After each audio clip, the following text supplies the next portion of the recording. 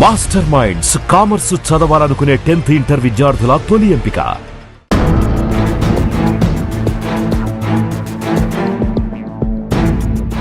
Hi, welcome to yoyo TV. Jyoti Malhotra కొద్ది రోజుల నుంచి భారత్ అధికారులకు నిద్ర లేకుండా చేస్తుంది. ఎంతటి దేశద్రోహి అంటే మన సమాచారాన్ని మొత్తం కూడా తీసుకెళ్లి పాక్ చేతిలో పెట్టేసింది.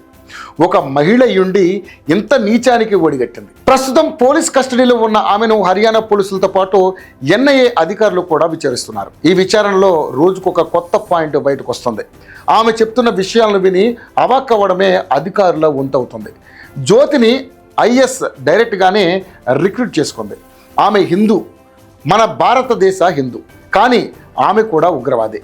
ఎప్పుడైతే దేశ రహస్యాలను పాక్ చేతిలో పెట్టిందో అప్పుడే ఆమె ఉగ్రవాది అయిపోయింది. అయితే ఈమె రోజు ఏం చేసేదంటే అట్టారి వాగా బార్డర్ అంటే మన అఫీషియల్ సరిహద్దుకు వెళ్ళేది. అక్కడ ఏం జరుగుతుందంటే రా ఏజెంట్స్ అక్కడ నుంచి పాక్కు వెళ్తుంటారు. ఇదంతా మనం సినిమాల్లోనే చూస్తుంటాం, కానీ బయట కూడా జరుగుతూ ఉంటుంది.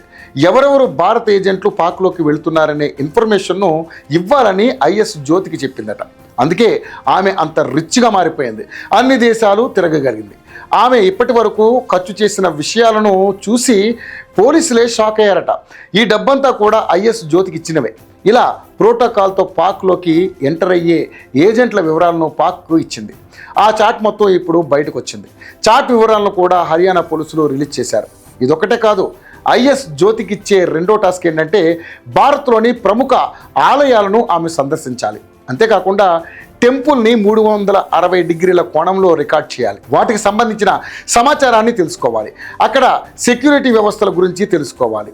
ఈ డేటా అంతా కూడా ఐఎస్కు జ్యోతి అందిస్తే వాళ్ళు మన హిందూ టెంపుల్స్పై దాడి ప్లాన్ చేస్తారు. ఇదంతా కూడా విచారణలో జ్యోతి మల్హోత్రా చెప్పిన నిజాలు. ఇక మూడో టాస్క్ వచ్చేసి ఈమెలా ఎవరైతే ట్రావెలర్స్ ఉంటారో, ఎవరైతే యూట్యూబర్స్ ఉంటారో వాళ్ళను రిక్రూట్ చేయాలి.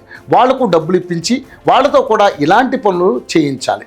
ఇది ఐఎస్ జ్యోతికి ఇచ్చిన టాస్కులు. ఇక పాకిస్తాన్ నేరుగా యుద్ధం చేయదు, దొంగ యుద్ధమే చేస్తుంది. జ్యోతి ద్వారా అదే చేసింది పాక్. ఎప్పుడైతే జ్యోతి మల్హోత్రా పెహల్గామ్కి వెళ్ళి అక్కడ వీడియోలను రికార్డ్ చేసిందో ఆ తర్వాత తను పాకిస్తాన్ వెళ్ళింది. అక్కడ ఐఎస్ వాళ్ళతో మాట్లాడింది. అంతేకాదు ఐఎస్ ఏజెంట్లతో ఆమె టచ్లో ఉన్న వాట్సాప్ చాట్లు వివరాలు కూడా బయటకు వచ్చేసాయి. జ్యోతి ఎంత భయంకరంగా మారిపోయిందో చూడండి. సో విచారణలో ఏమంటుందంటే నాకు వాక్ స్వాతంత్ర్యం ఉంది, మీరు ఎలా ప్రశ్నిస్తారు అని అడుగుతోంది. అంటే ఎంత ముదిరిపోయిందో చూడండి. ఈమె కాదు, ప్రియాంక అనే యూట్యూబర్ను కూడా తనలాగానే మార్చాలనుకుంది. ఆమెను పాక్కు తీసుకెళ్ళింది. అయితే జ్యోతి ఉచ్చులో ఆమె ఇంకా ఇరుక్కోలేదని తెలుస్తోంది. ప్రియాంక వాళ్ళ కుటుంబ సభ్యులు కూడా విచారణకు సహకరిస్తామని చెప్పినట్లు తెలుస్తోంది. జ్యోతి లాంటి వాళ్లకు ఎలాంటి శిక్ష వేస్తే మిగతా వారు కూడా మారతారని మీరు అనుకుంటున్నారో కామెంట్ చేయండి ప్లీజ్.